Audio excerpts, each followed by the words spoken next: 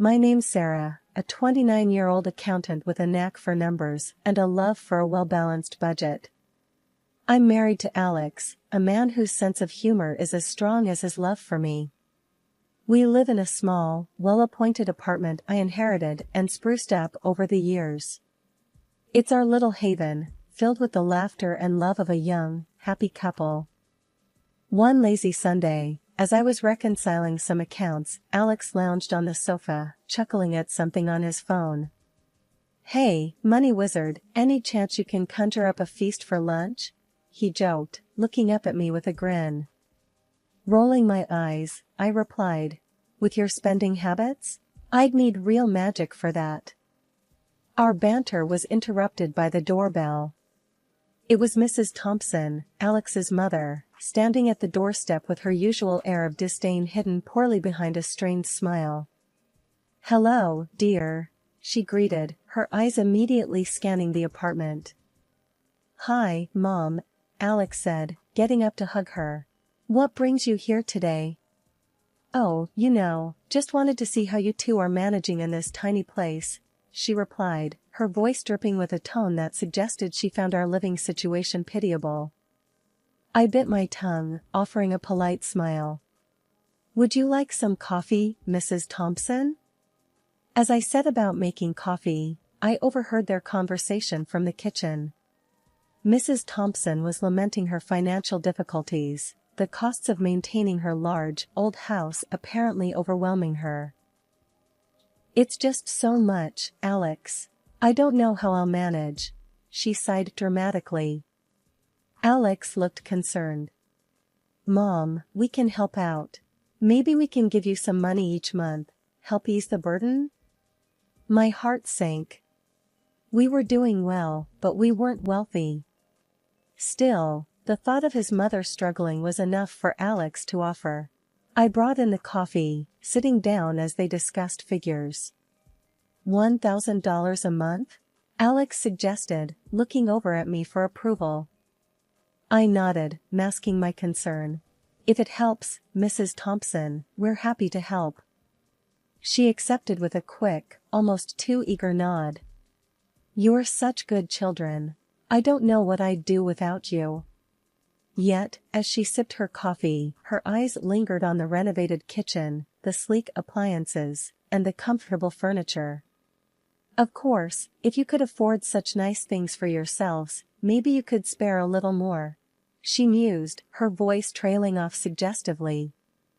Alex was about to speak, but I cut in.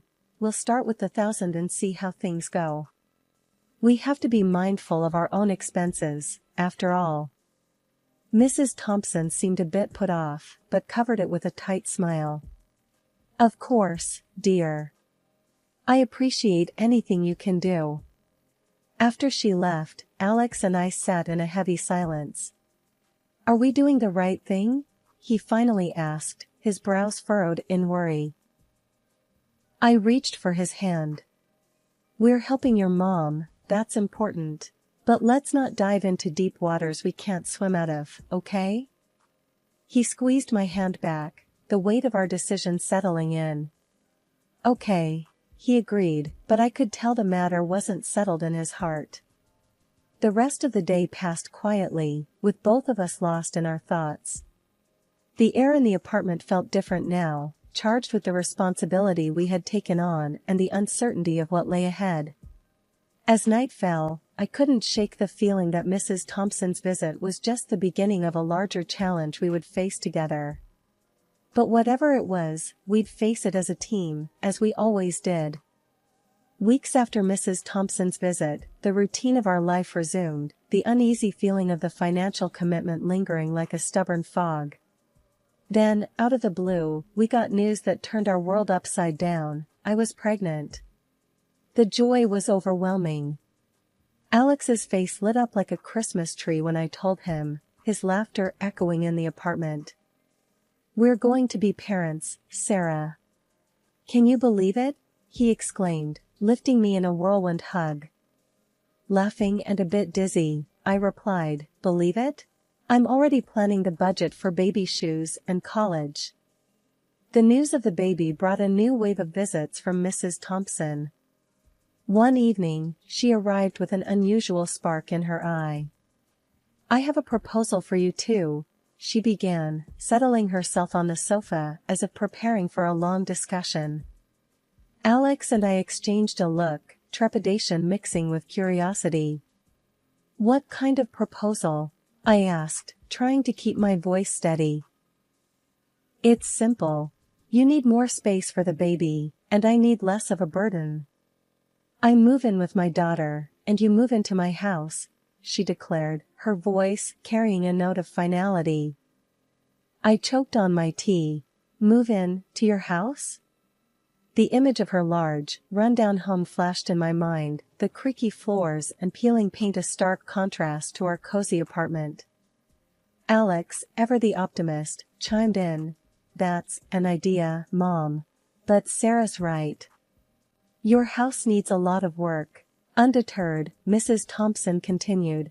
"Think of it, Alex. Your child can grow up in the house you did, and with Sarah's knack for budgeting, you can turn it into something beautiful." I could see Alex's eyes soften at the thought, the sentimental value of his childhood home pulling at him. But practicality nipped at my mind. "It's a big decision, Mrs. Thompson. And a big project. We need to think it over, discuss the costs, the work." But she was on a roll. "You won't get a better offer. Space for the baby, a family home. It's perfect. Think fast, though. I don't want to be a burden on my daughter for long." The conversation spun around us, Alex caught in memories and possibilities, Mrs. Thompson pressing her point, and me, trying to anchor it all in reality. "We'll talk it over," I finally said, cutting through the chatter. "We need time to decide what's best for our family." After she left, the apartment felt too small, the walls closing in with the weight of her proposal. Alex paced, torn between nostalgia and the reality of the massive undertaking. "Sarah, it could be great, right? The baby, the house. But it's a lot," he said, running his hands through his hair. I took his hands, steadying him. "Let's sleep on it. Make lists, pros and cons. We do this right, or not at all." He nodded, the worry lines easing a bit. "You're right. As always. Let's figure this out together." That night, sleep was elusive, the future a jumble of cribs and construction. But as I lay there, listening to Alex's steady breathing, I knew whatever decision we made, we'd face the consequences, good or bad, as one. The thought was a small comfort in the sea of uncertainty that Mrs. Thompson's unexpected proposal had plunged us into. After many sleepless nights and endless discussions, Alex and I decided to take on the challenge. The prospect of creating a loving home for our baby in his childhood house won over the daunting task ahead. "All right, let's do this. But we're doing it our way, no cutting corners," I declared one morning, determination firm in my voice. Alex smiled, his usual optimism shining through. "That's my girl. It'll be our project, our home." The house stood as I remembered, large and looming, its once grand features now dulled by time and neglect. As we walked through the creaking doors, the reality of what we'd taken on hit me. "What have we gotten ourselves into?" I murmured, more to myself than to Alex. He wrapped an arm around me. "Hey, it's going to be great. A bit of paint here, some new floors there." I raised an eyebrow. "And the plumbing, electrics, heating." My voice trailed off as the list grew longer in my mind. "We brought in a designer, Tom, a friend known for his practical yet stylish eye." "Okay, let's see what we've got," Tom said, clipboard in hand, ready to tackle the beast. Room by room, we assessed, planned, and budgeted. The numbers were dizzying, but every decision was made with our future in mind. The workers started, their presence a constant in the once quiet house. Dust and noise became our new normal, but with each completed task, the place began to transform. One particularly chaotic day, As I navigated through ladders and paint cans, I found Alex staring at the nursery, a soft smile on his face. "Can you imagine it, Sarah? Our little one right here?" I joined him, envisioning the room not as it was, but as it would be. "It'll be beautiful, Alex. The perfect place for baby naps and bedtime stories." The days turned into weeks, and slowly the house began to resemble a home. The sagging ceilings were now sturdy and smooth, the walls fresh with paint. The old, grimy windows replaced with clear glass that let the light flood in. Each evening, we reviewed the progress, our excitement growing with every box ticked off the list. But it wasn't all smooth sailing. Delays and unexpected repairs tested our patience and budget. "Another issue? What now?" I'd ask, frustration mounting as Tom relayed the latest hiccup. "Plumbing's older than we thought. Needs more work, but we'll get it done," Tom would assure, his calm demeanor a stark contrast to my frazzled nerves. Despite the setbacks, we pushed forward, driven by the vision of our family in this home. And as the final touches were put in place, the house, once a daunting project, stood proud and welcoming, a testament to our hard work and love. Exhausted but elated, we stepped back, taking in the sight. "We did it, Sarah. We actually did it," Alex said, his voice thick with emotion.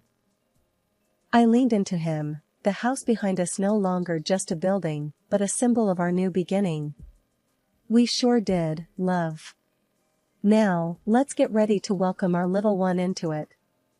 With that, we turned and walked into our future, ready for whatever it might hold. Just as we settled into our newly renovated home, savoring the calm after months of relentless work, our world was turned upside down again. It was a crisp Saturday morning, and we were out getting some fresh air and much-needed couple time. When we turned the corner onto our street, my heart dropped. A moving truck was parked in front of our house, and men were carrying out our furniture. "What the?" Alex's voice trailed off as we hurried toward the chaos. As we pushed through the front door, the sight that greeted us was like a punch to the gut. Mrs. Thompson and her daughter, Carol, were there, directing the movers with an air of authority that left no room for questions. "What in the world is going on here?" I demanded, my voice shaking with a mix of anger and disbelief. Mrs. Thompson turned to us, a smirk playing on her lips. "Oh, Sarah, Alex, good, you're here. I've decided it's time I move back into my house." "Your house? We just spent months turning this place around, not to mention the money we poured into it." Alex's voice rose, his usual calm demeanor gone. Carol chimed in, her tone just as cold as her mother's. "Well, it's a family house, and we're family. It's only right we live here. Plus, think of how nice it'll be for my kids in that lovely nursery you fixed up." I felt like I was in a bad dream, the room spinning around me. "But you told us to move in here. You pushed for this. We have a baby on the way, for goodness sake." Mrs. Thompson shrugged, her gaze void of any sympathy. "Things change, dear. I needed a break, and you provided it. But now, it's time for you to go back to your little apartment." The reality of her words hit me like a tidal wave. All our work, all our dreams for this house, were being ripped away without a second thought. I glanced at Alex, his face a mask of shock and hurt. "Mom, you can't do this. We have rights. We'll fight this," he stammered, the fight in his voice not matching the defeat in his eyes. Mrs. Thompson laughed, a sound that chilled me to the bone. "Good luck with that. Now, if you'll excuse us, we have a house to settle into." We were ushered out like strangers, our belongings piled haphazardly on the lawn. The movers didn't meet our eyes, their actions mechanical and detached. As we sat amidst boxes and bags, the life we had built within those walls now locked away from us, Alex put his arm around me. "I'm so sorry, Sarah. I just never imagined." I leaned into him, the tears I'd been holding back finally breaking free. It's not your fault, Alex. We were conned, plain and simple. The following days were a blur of anger, disbelief, and an unyielding sense of betrayal. We were back in our apartment, surrounded by boxes that were meant for a different life. Alex was quiet, his usual light extinguished by the shock. I was fuming, pacing the small space like a caged animal. We need to do something, Alex. We can't let them get away with this. I exclaimed, my voice sharp with frustration. Alex, looking up from the sea of papers he had been sifting through, met my gaze. I know, Sarah. And I think I have something that might help. My heart skipped a beat. What is it? He held up his phone, a determined glint in his eye. Remember the day she proposed the switch? I had recorded the conversation, just a gut feeling. It's all here, her admitting it was her house, but encouraging us to move in, to invest. I felt a surge of hope, mixed with a bitter satisfaction. That could be our leverage. We contacted a lawyer, a no-nonsense woman named Janet who had a reputation for being a bulldog in court. She listened intently as we relayed our story, the recording playing a pivotal role. This is good, Janet nodded after hearing the recording. It's not a straightforward case, but it's a start. We'll need more, though. Receipts, contracts, any communication about the renovations. We spent the next few days gathering every piece of evidence we could find. Every receipt felt like a tiny weapon in our fight to reclaim not just the house, but our dignity and future. The day we presented our case to Janet, her office was stark and uninviting, but her focus was unwavering. This is solid, she said, sifting through the papers. We'll file for deception and undue influence. It's going to be a battle, but I think we have a shot. The weeks leading up to the court date were tense. We were a mix of nerves and grim determination. The thought of facing Mrs. Thompson and Carol in court made my stomach churn. On the day, as we sat in the sterile courtroom, I held Alex's hand tightly. Mrs. Thompson and Carol sat across from us, their faces masks of cool indifference.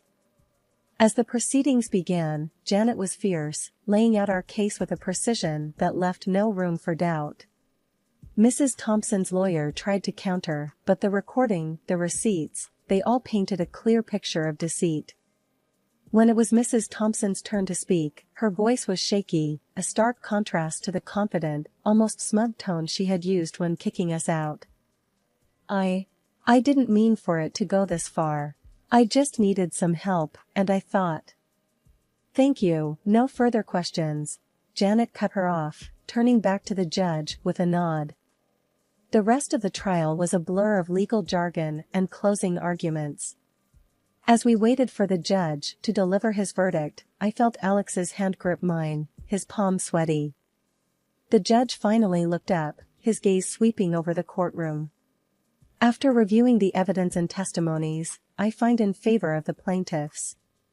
It is clear that there was a calculated effort to mislead and benefit from their investments. Relief flooded through me, tears pricking at the corners of my eyes. Alex let out a long breath, his body sagging slightly. As we walked out of the courtroom, the world seemed a little brighter, a little more hopeful. We did it, I whispered, my voice thick with emotion. Alex pulled me into a hug, right there on the courthouse steps. We did, he agreed, his voice steady and sure. And now, we move forward. The battle was over, but the war had left its scars. As we started the journey back to our apartment, the future was uncertain, but one thing was clear, we were stronger together, and no matter what came next, we would face it as a team. After the legal victory, the weight of the past months began to lift, but the task of truly moving on was still ahead of us. The first order of business was to clear out the house, our house, as the court had affirmed, at least in terms of the investment we'd made. Alex and I returned, not as residents, but as reclaimers of our peace and investment. We methodically removed every piece of furniture, every appliance, and even the fancy new plumbing fixtures we'd installed.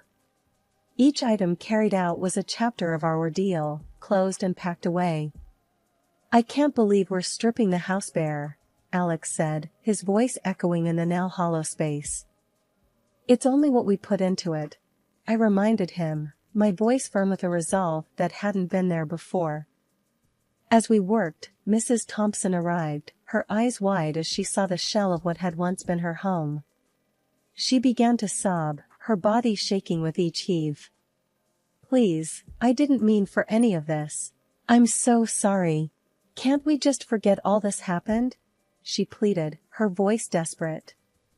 Alex and I exchanged a look, the shared pain and betrayal still fresh between us. "We're beyond sorry now," Alex said. "We're just doing what's fair." With the house emptied of our contributions, we also cut the financial cord that had bound us to Mrs. Thompson. The monthly checks we had been sending were no more. It was a hard decision, but necessary for us to truly start anew.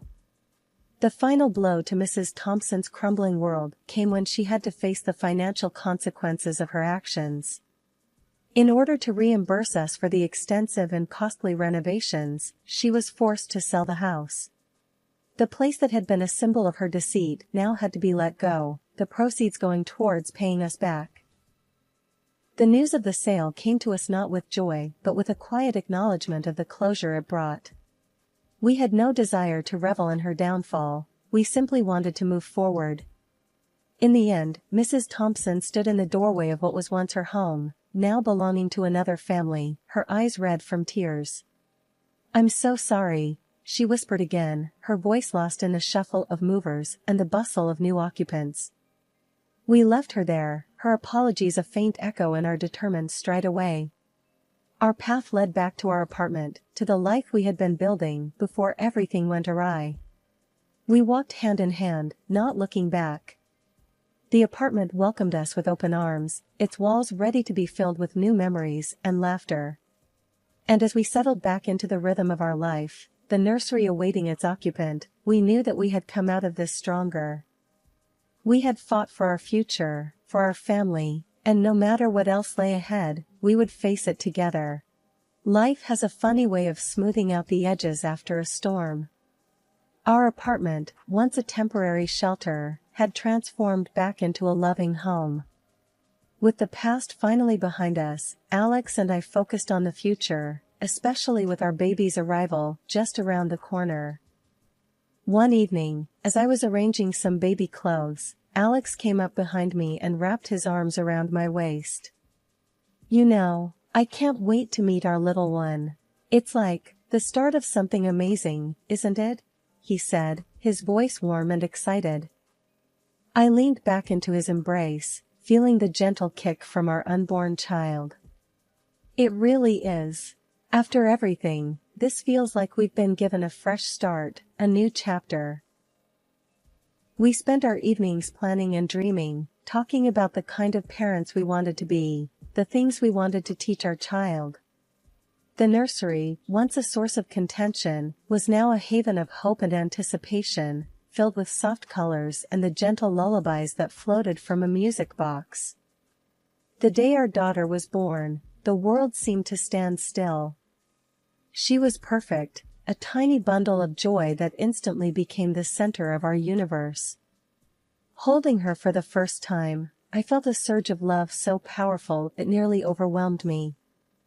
As we sat there, in the quiet of the nursery, the world outside continuing on, I realized that this was what true happiness felt like. It wasn't about the absence of conflict or the avoidance of challenges.